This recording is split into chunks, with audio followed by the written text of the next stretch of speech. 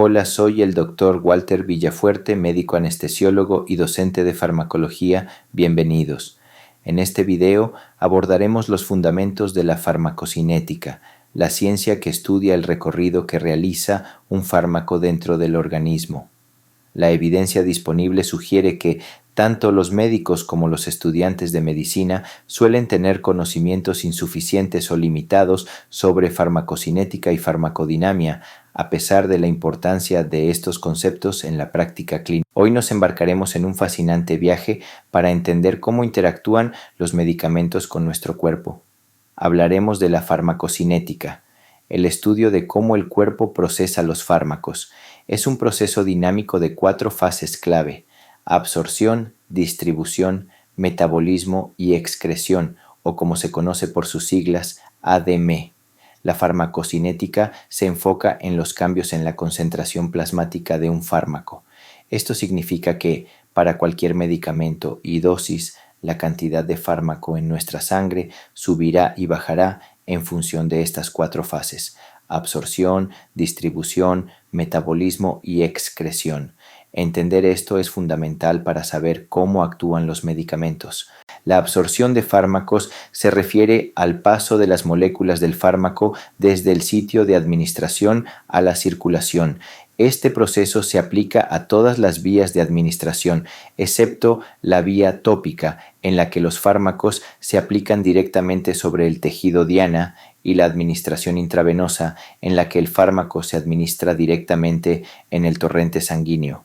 La absorción de fármacos requiere que los fármacos atraviesen una o más capas de células y membranas celulares. La mayoría de los fármacos se absorben por difusión pasiva a través de una barrera biológica hacia la circulación. La tasa de absorción es proporcional al gradiente de concentración del fármaco a través de la barrera y al área de superficie disponible para la absorción en ese sitio. Los fármacos pueden absorberse pasivamente a través de las células, ya sea por difusión lipídica o por difusión acuosa. Algunos fármacos se absorben por transporte activo o por difusión facilitada. El transporte activo requiere una molécula transportadora y energía, ATP. La difusión facilitada también requiere una molécula transportadora, pero no se necesita energía. Muchos fármacos son ácidos o bases débiles que existen en formas ionizadas y no ionizadas en el cuerpo. Solo la forma no ionizada de estos fármacos es lo suficientemente soluble en los lípidos de la membrana como para atravesar las membranas celulares. En el estómago, con un pH de 1, los ácidos débiles se absorben más fácilmente que las bases débiles. En los intestinos, con un pH de 7, las bases débiles se absorben más fácilmente que en el estómago, y los ácidos débiles también pueden absorberse más fácilmente debido a la mayor superficie. La distribución es el proceso por el cual un fármaco sale del torrente sanguíneo y se distribuye por todo el cuerpo, llegando a los órganos y tejidos. El fármaco puede unirse a proteínas plasmáticas, especialmente a la albúmina, lo que reduce la cantidad de fármaco libre disponible para actuar. Solo el fármaco no unido es farmacológicamente activo y capaz de atravesar membranas para llegar a los tejidos. La distribución depende de factores como el flujo sanguíneo a los tejidos, la permeabilidad capilar y la unión a proteínas tisulares. El metabolismo de los fármacos, biotransformación y la excreción son los 2 procesos responsables de la disminución de la concentración plasmática del fármaco con el tiempo. La mayoría de la biotransformación de los fármacos tiene lugar en el hígado, pero las enzimas metabolizadoras de fármacos se encuentran en muchos otros tejidos. El papel fundamental de las enzimas metabolizadoras de fármacos es inactivar y desintoxicar los fármacos y otras sustancias extrañas, xenobióticos. Los metabolitos de los fármacos suelen ser más hidrosolubles que la molécula original y por lo tanto son más fácilmente excretados por los riñones. La biotransformación de fármacos se divide en 2 fases. Fase I, Las reacciones enzimáticas de la fase I, como la oxidación, hidrólisis y reducción, crean o desenmascaran un grupo químico necesario para una reacción de la fase Sund. Las reacciones oxidativas son el tipo más común y son catalizadas por enzimas como las del citocromo P450-CuEP, siendo la subfamilia CYP3A responsable de más de la mitad de estas oxidaciones.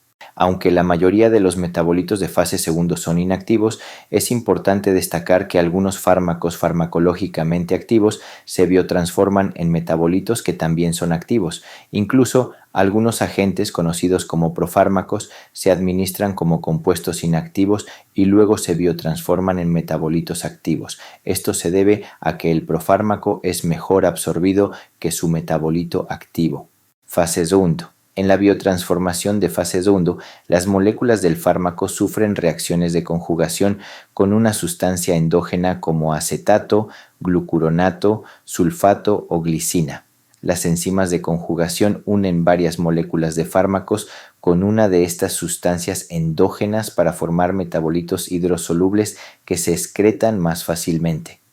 La mayoría de los metabolitos de fármacos conjugados son farmacológicamente inactivos, aunque existen excepciones. La excreción es la eliminación de fármacos de los fluidos corporales y ocurre principalmente en la orina.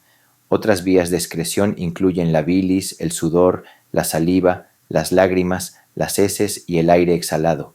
La mayoría de los fármacos se excretan en la orina, ya sea como el compuesto original o como un metabolito. Los fármacos son manejados por los riñones de la misma manera que las sustancias endógenas, sometiéndose a procesos de filtración glomerular, secreción tubular activa y reabsorción tubular pasiva. La filtración glomerular es el primer paso en la excreción renal de fármacos.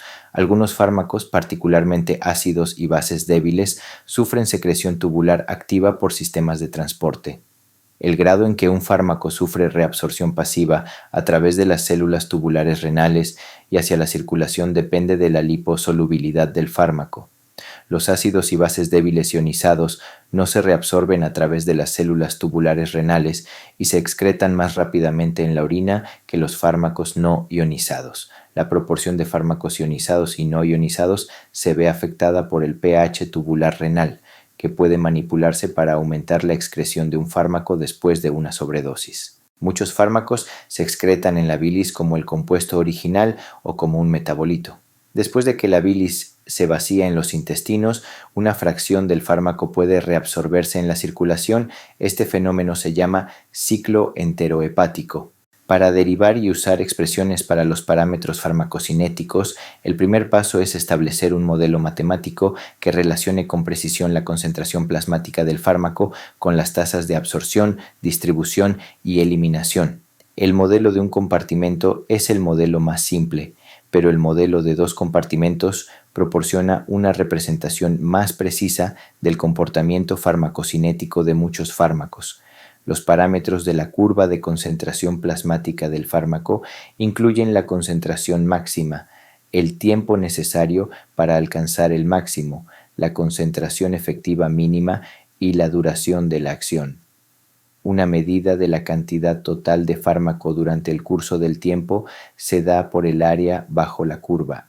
La biodisponibilidad es la fracción de la dosis administrada de un fármaco que llega a la circulación sistémica en forma activa. Un fármaco administrado por vía intravenosa tiene una biodisponibilidad del 100%. La biodisponibilidad de los fármacos administrados por vía oral puede reducirse por factores farmacéuticos y biológicos como el efecto de los alimentos, el ácido gástrico y las enzimas intestinales y hepáticas. El volumen de distribución se define como el volumen de fluido en el que una dosis de un fármaco necesitaría disolverse para tener la misma concentración que tiene en el plasma. Un volumen de distribución bajo suele indicar que la distribución del fármaco está restringida a un compartimento particular, como el plasma o el líquido extracelular. Un volumen de distribución grande puede indicar que el fármaco se concentra intracelularmente, con una baja concentración resultante en el plasma. Después de la administración oral de una dosis única de un fármaco, la concentración plasmática del fármaco aumenta y luego disminuye. Para las dosis múltiples, el objetivo es lograr y mantener una concentración plasmática del fármaco